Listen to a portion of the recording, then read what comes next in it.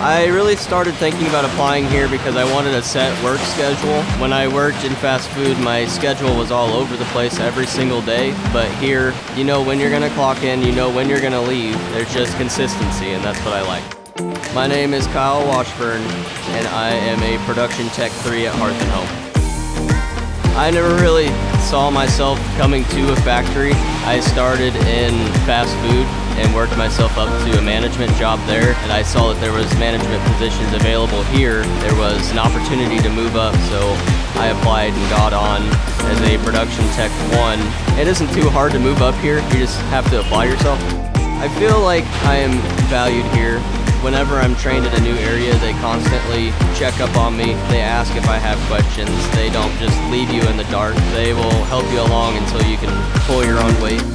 The type of person that would really like to work here is somebody that doesn't like to be idle. I feel like there's not really ever a dull moment. Just apply online.